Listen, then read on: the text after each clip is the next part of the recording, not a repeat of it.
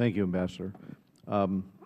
Myself and Elliot Engel have had frequent conversations on this issue of Iran's nuclear weapons capability, and I indicated several years ago that this was going to be the primary focus of this committee, was trying to prevent what I worry will be the undetectable nuclear breakout capability of Iran.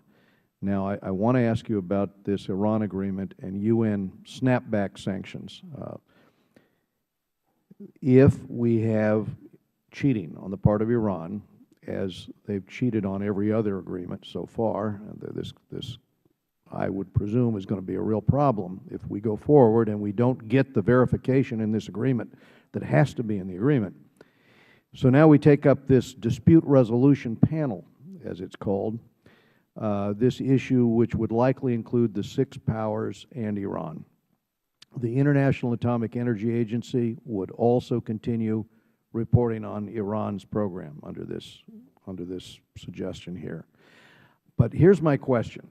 You've got Russia and China playing a role, so it's not clear to me how UN sanctions realistically would snap back once the cheating is found. And I would just add the caveat that we would also probably see a situation where Russian, Chinese, French, German companies are back in Iran, commerce is flowing. It's going to be very difficult to stop, certainly not at a snap. So walk me through that, if you would. Excuse me. Thank you, Mr. Chairman. First, let me very much agree with the comment you made earlier that nothing that happens at the UN tends to happen in a snap. I've lived that firsthand.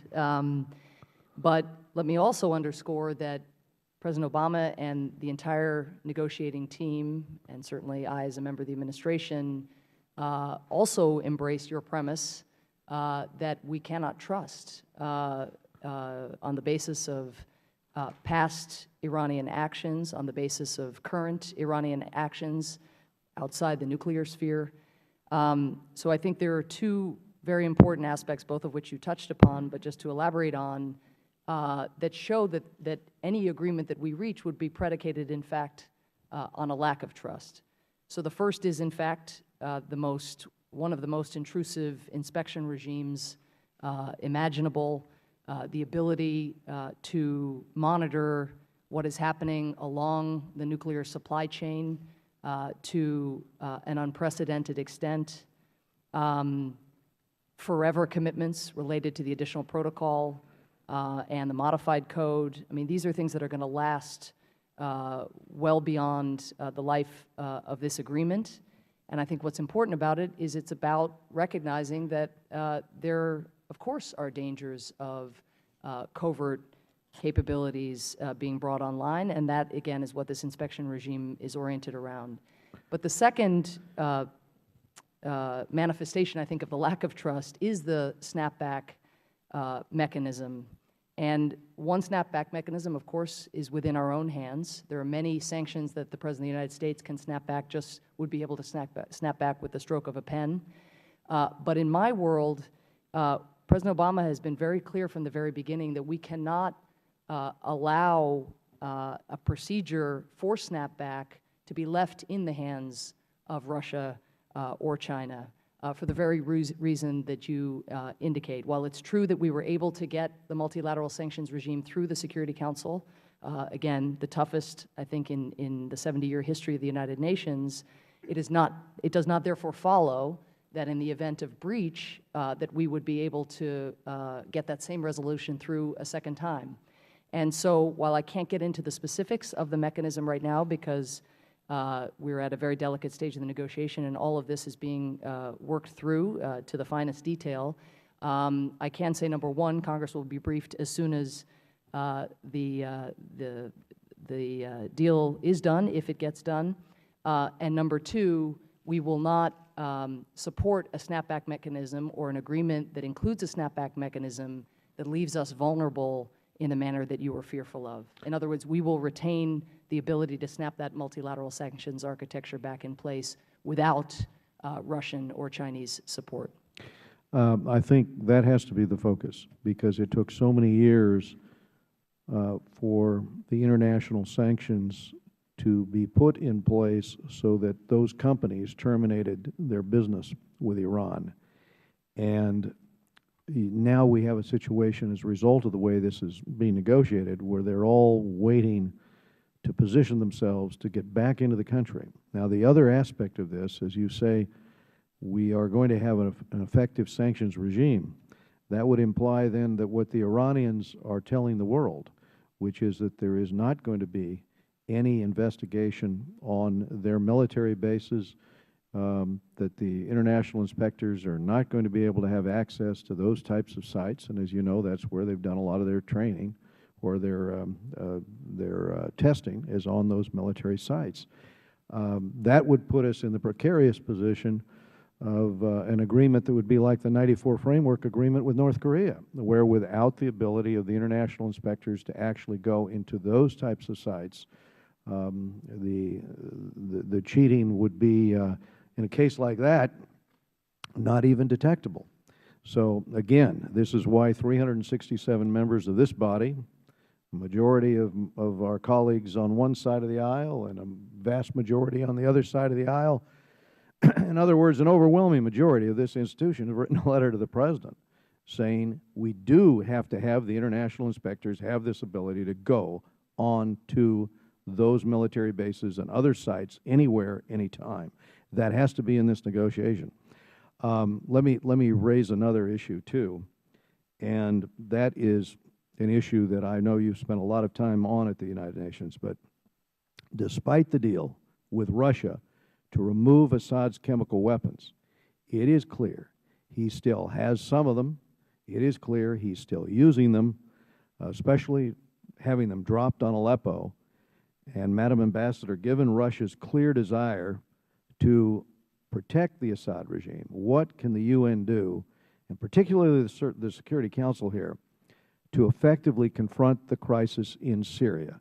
And I'll just ask you for your thoughts, but also mention that last month Ranking Member Engel and I offered a successful amendment to the Defense Policy Bill directing the Pentagon to closely examine a no-fly zone over Syria's skies.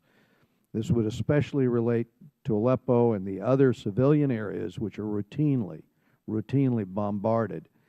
And, you know, of course, the United States can't do this on its own. It would need strong support and participation from our allies and partners in the region, and many of them have been asking and offering, by the way, their support, asking for this kind of a step, a no-fly zone that would protect the civilian population there. And tell me about your engagement on that issue and where that might stand at the United Nations. Okay, Mr. Chairman, let me, if I could, just a quick comment on your additional comment on Iran, to simply say that there's been a lot of rhetoric from the Supreme Leader, from the Iranian President, from many within Iran, and there's a lot of politics going on, and I think it's not helpful for us to get into the psychology of what any particular Iran leader is thinking or saying at a given time. Well, it's Ambassador, it's not difficult to interpret what he's trying to message.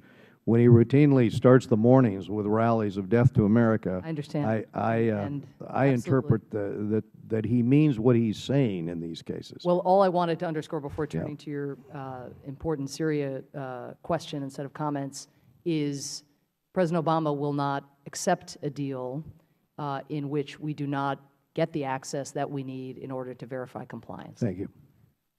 We want to hold the President to that. Thank you. I'm sure you will. So on Syria, let me first address the chemical weapons issue.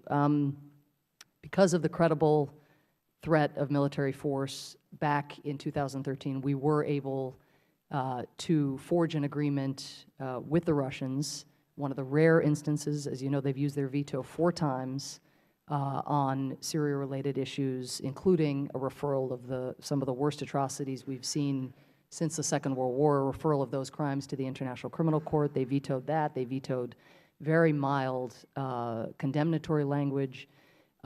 We live their alliance with the Syrian regime and the costs and consequences of that every day. I mentioned in my opening remarks Ukraine and the perverse consequence of a permanent member trying to lop off part of someone else's country. To see a veto holder use its veto in this reckless, disgraceful way is extremely disturbing. However, in this one instance, we were able to team up in order to get this dismantling regime put in place. The OPCW and the UN stepped up together, really in an unprecedented way, building the airplane as they flew it.